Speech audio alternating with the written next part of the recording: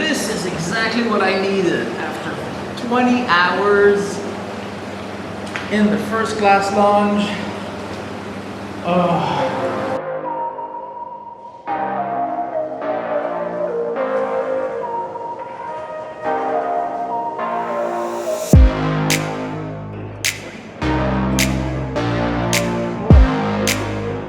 First class lounge?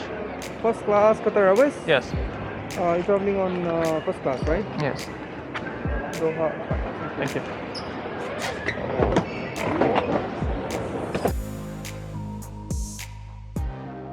Good evening. Oh, you don't have to get up. It's just me. Okay, so I'm here, I think. But I want to see, do you guys have any agents? Because the thing, my flight is tomorrow, which is crazy long. I was trying to see if there's a flight for today, if there's a possibility. If not, it's okay, I'll stay here, but it's a long time. No seat available. Okay, so I guess I'm stuck here until tomorrow.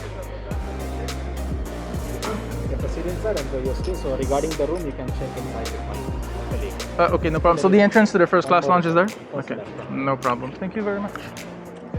You too.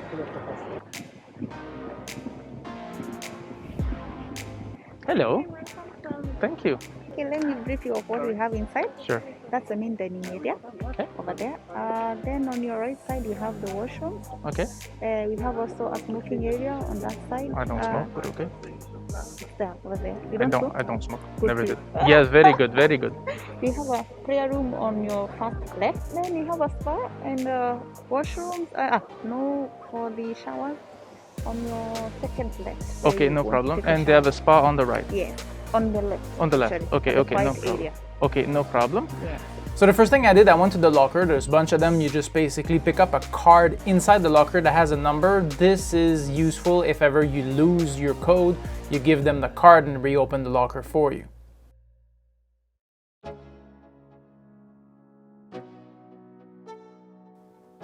Then I went to the spa, I took a shower. The place is fully equipped. You have a massage table if you want a massage. It's amazing. Of course, you have to pay extra for that.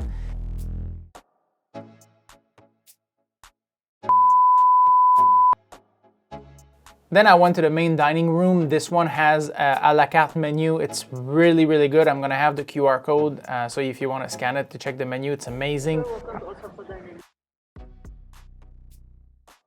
They had a Veuve Coquelicot, it's basically the Grande Dame 2008. Last time they had a 2005. The 2008 is very, very good. It costs about $180 a bottle, so they probably pay $50 for whatever I drank, about a quarter of the bottle. Very, very, very good.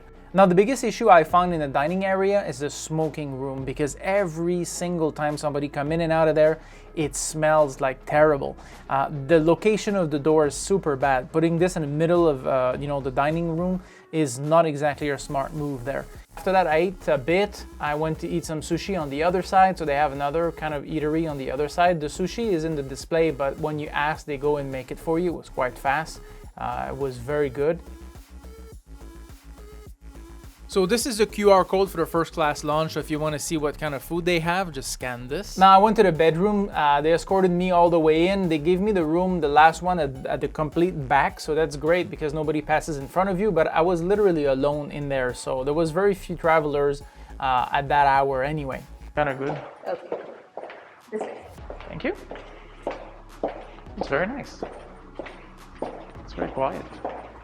You have a long transit. You've come from Montreal, yeah? Yep. Wow. Yeah, very long transit. This is your home. Okay. So, do you want me to wake you up or will you be getting up by yourself? Well, I can put my alarm clock. So, to access the room, just swipe here. It opens. And then for the lights, you swipe this inside. You can keep it in, just like a hotel. Here you have shower and your bathroom. No problem. Thank you very much. Welcome. This is a single room, which is pretty big for just one person. It has a TV and everything else you could need. And then in the bedroom, the only thing that I could say that is a problem, they only have British plugs. I wish they had converters in there so I could have plugged my either my laptop or my iPhone for recharging. That's a bit of an issue. But they do have a duty-free just exclusively for the lounge. I'll show you after. So if you need to buy one, you can go there. How do you open this? Yep. All right. So, I'm about to be kicked out of the first class lounge of Qatar Airways in Doha. Why? Well, because my 6 hours expired. Yeah, let's find that out because honestly, normally when you have a layover, especially a long one, like with Egypt Air, for example, you would be able to have a hotel room. Last time they took a car, they brought me to a hotel. I stayed like 13, 14 hours in a hotel, you know, have dinner, breakfast, and so on, because that's a bit normal, right? Especially if you travel in first class. So now I'm in the first class lounge and they say they're kicking me out. Anyway, I don't think so. I think it's only the room, but anyway, let's go find that out. So I sorted that out, okay? The idea is this. They will not allow you to sleep there for more than 6 hours. Now, compared, like I mentioned, with other airlines that it would basically give you a hotel room, they don't seem to do that somehow, Qatar. I don't know. Maybe they do, but in my case, the way my trip was organized, they just left me in the lounge. Now, why did she woke me up at 2:40 in the middle of the night? When there was actually nobody in the lounge. And I'm not talking about nobody using the 10 or 15 beds they have. I'm talking about the fact that they had no one in the entire lounge. She could have let me sleep later, but they went by the book, 6 hours, you have to get up. That's a bit of an issue, I think, but okay, whatever. So I couldn't sleep anymore anyway, so I decided to go to the duty free. I check around, it's a bunch of stuff, like watches at 5,000 bucks and a bunch of gadgets and perfume that are expensive. The stuff that you normally will find in high-end duty frees inside airport, but this one is private only for the lounge. And to be honest with you, to have in the middle of the night 4 or 5 staff around when there's nobody, I almost felt bad for them. So since I was still a bit tired, I wanted to go back to the spa and see if I could lie down on beautiful chairs that I had seen. But unfortunately, they were doing a deep cleaning, so I couldn't do it. So I went to the family area. It's pretty good. They have an arcade. They have a bunch of stuff like PlayStations and other stuff for your kids to play with at different age. It's pretty nice. And I found this nice couch, and I just basically dozed off there for a while.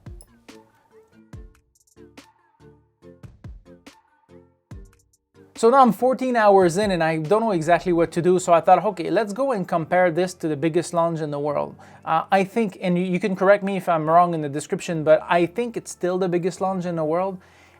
It's massive, it's enormous. You can literally run tracks around there if you have to, it's big. But it's a regular lounge, and according to what you're gonna see that from the staff when I get up, yeah, it is very crowded. Actually, my wife went through it about 2 weeks ago, and she only was allowed there for about an hour and a half because there's so many people that they will not allow you to stay in for more than an hour and a half, even if your layover is like 5-6 hours. So this is how crowded this place can be. So as you can see, it's a typical buffet. It's beautiful, it's huge, there's a lot of stuff, but it's a typical buffet that you're gonna pick up your own things and you're gonna try to find a seat somewhere and sit down. And as the lounge is enormous, if you're sitting very far from the buffet, then you're gonna have to walk a long way to get there. They do have a la carte on the second floor, so there's 2 floors and it's very nice. You have a nice view, but the thing is that like he was explaining to me, a la carte is a problem when the lounge is super full. So during the maybe from 6 in the morning to 9 in the morning, and then after that in the evening when the transit, the biggest number of flights are landing, it's almost impossible to get any kind of service at that level. So that's it. So that's a big difference from the first class lounge.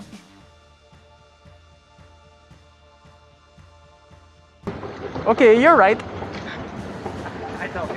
But still, it's freaking huge. It's huge. Yeah, it's the biggest lounge. However, it's quiet. That's why it looks nice. When it's very crowded, there are no space to sit. Chief, how do I go back to the first class lounge? There are no way back. What? I'm kidding.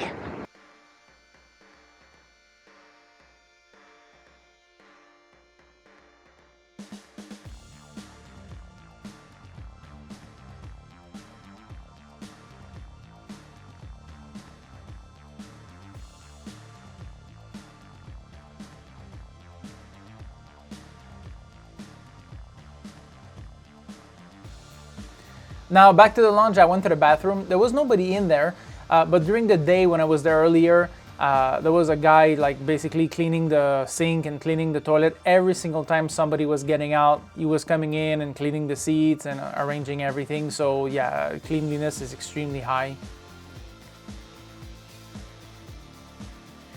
Now with about 3 hours left, I decided to go for breakfast. I had the double espresso, very, very good, sophisticated with, you know, the little sugar cubes. And then after that, I had 2 croissants, chocolate croissants, they're amazing. Same thing with the egg benedict.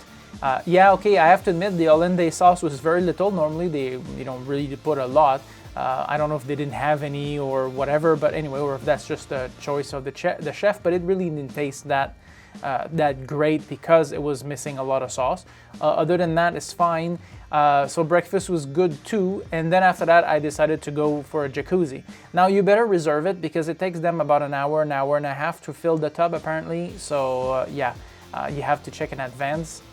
And right there I went back to the front desk because I was leaving and I asked if there was a transportation to your airplane because this is what I had last time in business class, not even first. I don't know if it's because of COVID-19 or not, or because the plane was relatively close to the lounge. They didn't provide it, so basically I just walked to the plane and I took off. And that was my experience there. Now guys, I flew from Montreal to Doha. It is absolutely amazing, the new configuration of the Boeing 777 with the private cabins, and that's gonna be the next video I'm gonna be making, so it's probably gonna be online by the time you watch that video. I hope you enjoy it, and I see you in the next video. Thumbs up, subscribe to the channel. See you later.